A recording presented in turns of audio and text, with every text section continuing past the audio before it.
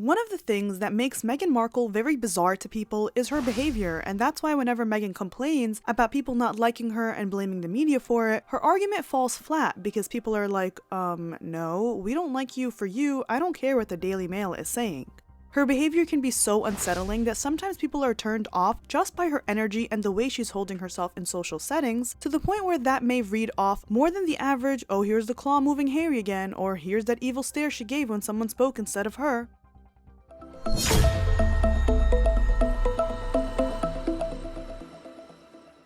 Hey everyone, welcome back to Scandalous Media. It's Angela here, and I've talked a lot about Meghan Markle and Prince Harry's embarrassing and bizarre behavior throughout the years. Whether it was in Nigeria, at the Invictus Games, in Colombia, on Netflix, or just a regular Tuesday, it's almost a guarantee that they're gonna do something that is off. This video is going to be a behavioral analysis focusing on Meghan, who just released her cooking show, announced her new podcast, Confessions of a Female Founder, and was on the Drew Barrymore show. Before we start, be sure to like and subscribe for new videos each week, and make sure to put those post notifications on so you don't miss the live premiere we do for every video. Every video, we chat with hundreds of you from our Scandalous Media family, and it's always an incredible time. Follow us on our social media, and follow us wherever you get your podcasts, whether that's on Spotify or Apple Podcasts. We're available to listen anywhere. If you guys want a behavioral analysis of Prince Harry, let me know, but be sure to check out the video I did a couple of months back called Confessions of a Delusional Prince. I wonder if that's where Meghan got the podcast title from, or maybe it was that one YouTube video from years ago. Nonetheless, the title choice is ironic, coming from someone who hasn't successfully founded much and is oftentimes turned back around, whether at the drawing board or at the trademark offices. Meghan's behavior and the games she likes to play in the media are definitely not enjoyable, and it's why she hasn't been able to successfully do anything. Speaking of games that are actually enjoyable, you guys know here on this channel we love playing June's Journey. Thank you to June's Journey for sponsoring this video. June's Journey is a free mobile hidden object mystery game that pulls you into a beautifully crafted 1920s world full of elegance, secrets, and suspense. It's the perfect fit for this channel where we love diving into hidden clues and untold celebrity stories. Each chapter unravels more of the compelling story as we join the fearless June Parker on her mission to solve her sister's murder and her husband. But that's just the beginning. There are layers of drama, family intrigue, and unexpected revelations waiting at every turn. That's not all though. June's Journey is an interactive game that takes you through many different side quests that all tie into the bigger picture of the story. As you progress in the game, you can join a team to play other side quests with. Every time I share this game with you all, I'm always on a much higher level than before because it's truly fun and keeps me engaged and challenged. Right now, I'm currently on level 254, make that level 256, and as you can see, I'm fixing up my island, trying to make it look cute with all my new decorations. Each hidden object scene feels like a meaningful part of the storyline and is smoothly incorporated into the game. With every level, you unlock 2 new clues that draw you deeper into the mystery behind what really happened to June's sister and her husband. I'm all about the little details, and this game nails it with sharp, beautifully animated visuals that make every scene pop. Plus, you can make the experience your own by customizing and upgrading your mansion and garden island to match your personal style. June's Journey is a free mobile game, and you can download it by clicking the link below in the description box or by scanning my QR code right here. This game is available on Android and iOS mobile devices, as well as on PC through Facebook Games. Just like in June's Journey, where every clue brings you closer to the truth, it's all about paying attention to the subtle signs, and when it comes to Meghan Markle, the signs have been hard to miss. Inventing stories.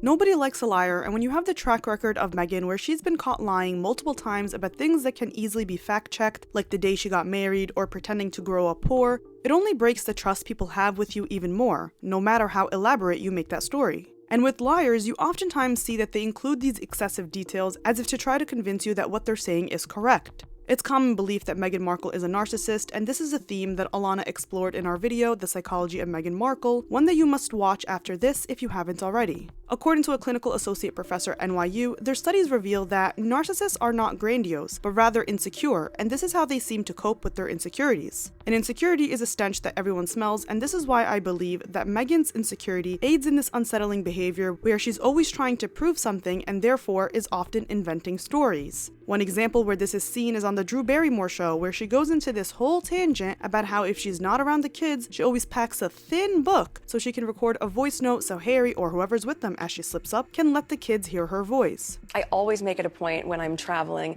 if I can't do bedtime stories with my kids, because Archie and Lily are just 3 and 5, so I'll always pack a really thin book and I'll videotape myself reading it, so whoever's with them Papa can say, here's Mama reading your bedtime story. Notice how whenever she uses the kids for her image, she always follows it up with their ages. Kids, because Archie and Lily are just 3 and 5. I kid you not, whenever she brings up her kids, the first thing she mentions is their ages, as if she's mentioning a special talent they have. And after the 8th interview where she's like, our kids are little, they're 3 and 5, it's like, we know. Why do you always follow it up with the exact same statement? And notice the additional details we have. She packs a thin book. So I'll always pack a really thin book and I'll videotape myself reading it. And she reads it to them whenever she travels, so whoever's with them, oh wait, Papa is with them, can read it to the kids. She's hitting back at all the stories about her jetting off to different countries and vacations while leaving those little kids who are 3 and 5, as she so graciously reminds us, every time she speaks.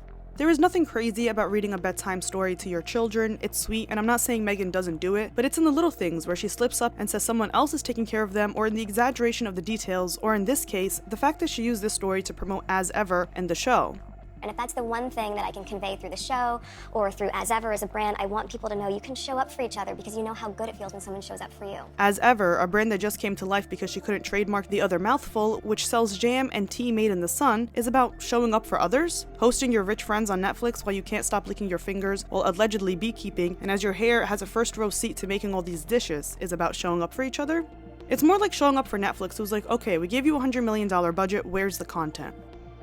Another thing people notice about Meghan is that every time she speaks, she suddenly has a previous job she has never mentioned before. On the Drew Barrymore show, she recalls a time when she was a nanny and a babysitter for 2 Irish Catholic families in college, and look at the way she pauses here and holds Drew with her other arm as she recalls this story. You know, when I was a babysitter nanny for 2 Irish Catholic families when I was in college. This is hilarious because you can see her actively thinking about where she's going with the story, and the context here is that she was going on and on about her great love story with Harry. Look, life is full of surprises.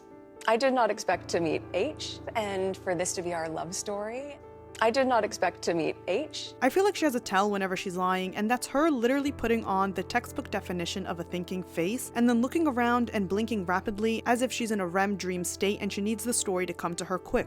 She goes into more detail about how one of the dads she was babysitting and being a nanny for told her this. And one of the dads said to me, he's like, you know, Meghan, when you meet your person one day, I want him to say to you the same thing that I said to my wife when we got married, which is, I vow to always date my wife. What? So there's a lot to unpack here. Firstly, why is a married man telling you that he wants someone to tell you what he told his wife? Secondly, watch the way she's staring Drew down as she tells this story. She's looking deep into her eyes and almost scanning to see her reaction to the story. Thirdly, look at Drew's reaction here. She looks like she's saying, This can't be serious. This is what I mean by Meghan makes everyone around her feel uneasy.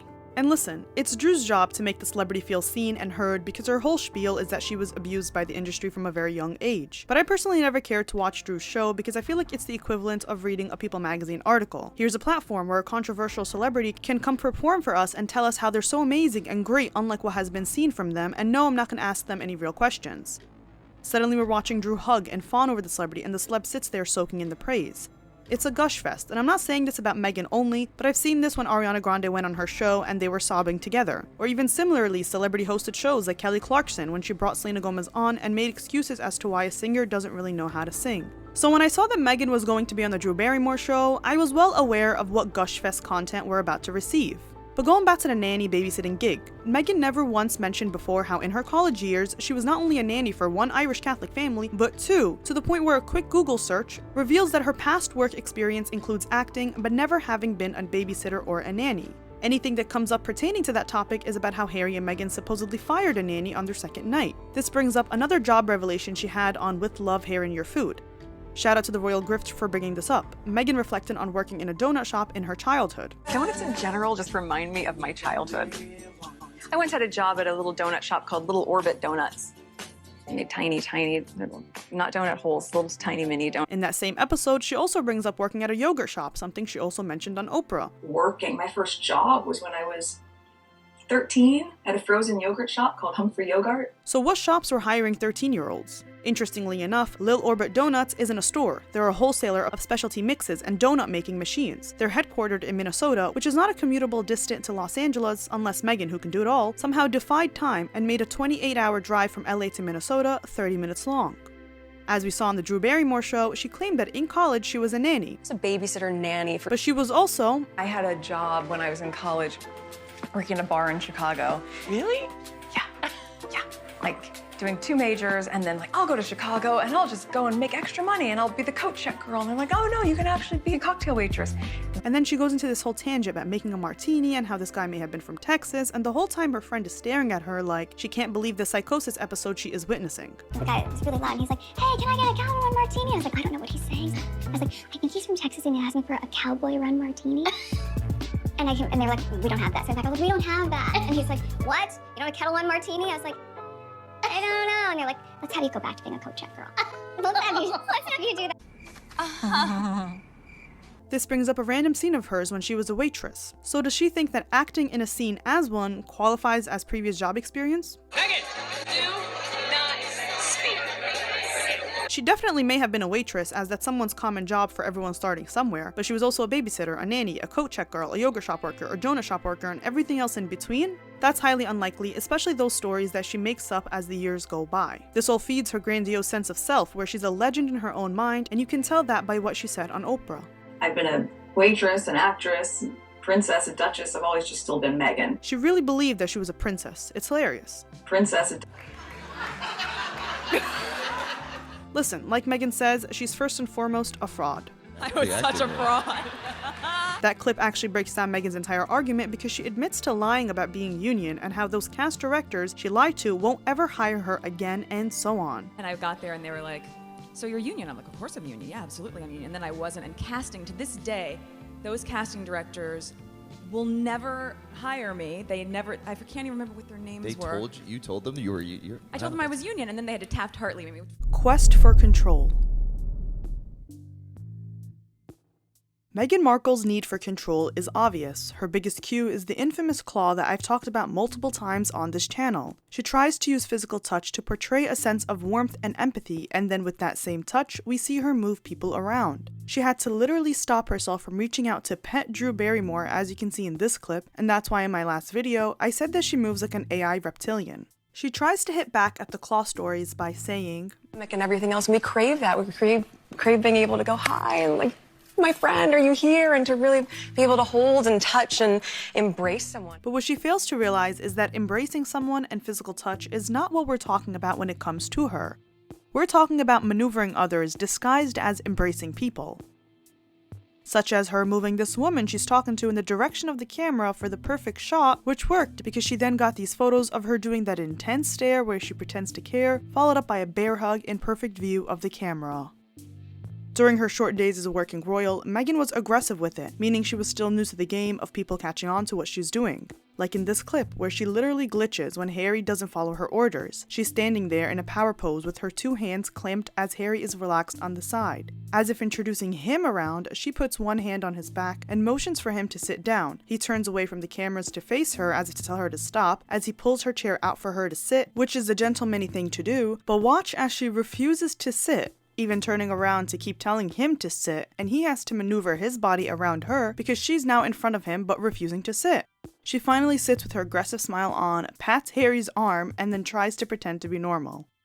When every royal engagement was plagued with moments like this, people started catching on to Meghan, and she became more and more unlikable as her quest for control became more and more clear. It's why when they first left the royal family, she was controlling the narrative. She went on Oprah first before Harry and rambled for over an hour. She was communicating all their business deals, and what went from being their podcast became her podcast. Their brand became her brand. And once people started hating on her, that's when Harry had to come in and do the dirty work by releasing Spare and essentially saying what she wanted out there but wasn't able to communicate. And she would do a lot of things for control, like when she was filmed reportedly going through Prince William's car here while he was playing polo, according to this user. She walks to the car and is seen deep into his trunk, and then someone comes and gives her a thumbs up, and it seems like they're saying, "You need anything?" or like, "Why are you in William's car?" And then she stops and leaves. It's very odd. And this aids into Harry's paranoia too, because it looks like Meghan is always trying to find something to help her case, which is probably why he appeared to be wearing a mic to his grandmother's funeral. In this quest for control, she cut off her entire family, especially her father, who was the only one who had her back and took care of her for the decade where Meghan's mother Doria was missing from her life. Why? He had the ability to expose her lies to the royal family, and that's why she had to keep him far away from her. And when she smeared his name in public and carefully set him up to release the letter to the media after first leaking news of a letter, it was practically a declaration of war. About her new Netflix show, her father, Thomas Markle, said, "Unfortunately, Meghan has never been authentic. She has to think about everything. She's not spontaneous. Everything she says is pre-planned and rehearsed. It makes me laugh because I know all her looks and expressions. I know when she's faking it for the cameras. She's trying so hard to be perfect that she tenses up every time the camera is on her." He described why she comes off the way she does perfectly.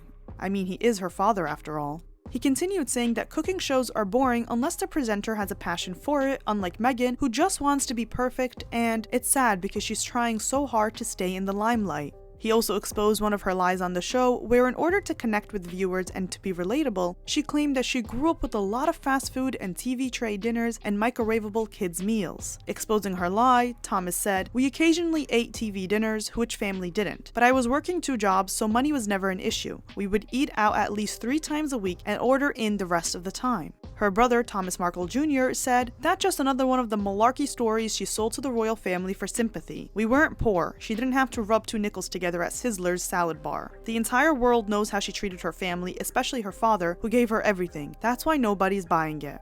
And this brings me to the final chapter of this video. Obsession with perception and caught lying. The quest for control usually comes from your obsession with how you're perceived, so it really goes hand in hand with Meghan. She grew up privileged and in private schools with a father who helped her get Hollywood connections, and yet at the same time, she wants to play the role of a relatable actress who's lying about being poor because she's desperate to prove that she did it all on her own, as if having a family to take care of you and help you is a bad thing. After accusing everyone else of exploiting her kids, we see time and time again that the only person who provides such intimate content of the kids is Meghan. We saw this originally in 2022 when I covered their horrendous soap opera, where they showed us private moments of the kids during bath time, playing, reading, or just existing. After she came back to Instagram earlier this year, it was a free-for-all where the kids were being posted almost daily. She exposes herself on the Drew Barrymore show, saying that when she realized she was going to be on the show, she filmed herself making cookies with the kids and her associates, which is the long video we saw posted on Instagram. When I realized we were going to do this, I said, you know, how many people are we making cookies for? And they said, the count on the audience. I want The crew to be able to have some. So a friend of mine, she and her daughter had just finished a camping trip. I said, "Can you come by?" And my friend Claire Waite Keller, who designed my wedding dress, she would come in from the UK to have lunch. I said, "Claire, can I put you to work too?" So we all sat around. We made these cookies for you guys. So the cookie show was all staged beforehand on Instagram. Speaking of staging things on Instagram, she's so obsessed with portraying this perfect life, she's actually gotten exposed twice now in the last few posts for lying about her gardening and homemade waffles. All she's doing nowadays is posting pictures of her pretending to garden on Instagram to promote homegrown products by Meghan for As Ever, and it's all a lie. She posted from the As Ever Instagram daily rituals, and it was this photo of her walking barefoot around her garden with a watering hose and holding spring onions.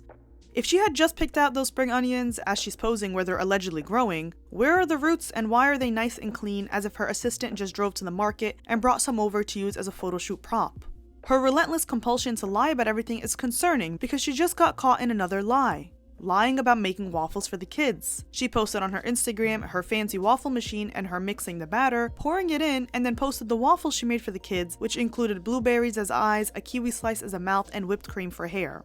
But people quickly realized that she posted herself using a waffle maker with a divider, which would make the waffles appear like this. And yet the homemade waffles she's trying to sell on Instagram appear store-bought and frozen and then probably popped in the microwave. But for herself, she had the waffles she just freshly made.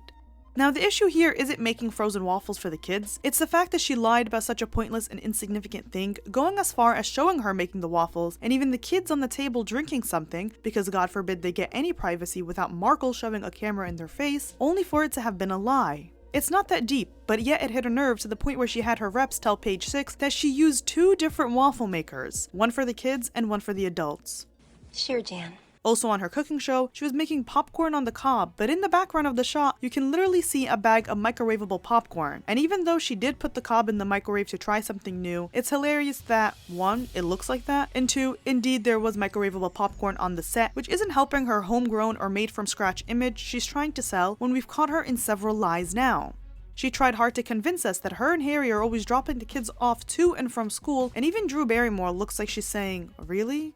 You know, we love doing school drop-off and pick-up for the kids. We make it a point, at least, I don't know, during the week, our days are busy with meetings, but we have lunch together every day.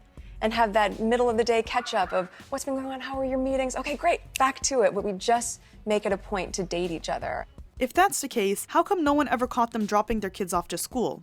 Oh right, maybe because there is no paparazzi following them. But wait, aren't they always claiming that the paparazzi won't leave them alone? She can't stop lying, and you can see that with her tell with the excessive blinking that I mentioned earlier and the pre-planned facial expressions her father exposed about her. She's a walking scam indeed. Even Gwyneth Paltrow isn't having it with her, as she was asked about her new show, and after Meghan tries to give the vibe that she's friendly with Gwyneth said, "I don't know her at all, and maybe I'll try to get through their security detail and bring them up high," which is throwing shade at the fact that all Meghan does is travel with the whole security entourage around her. I genuinely do not understand this at all whatsoever. Do you understand this?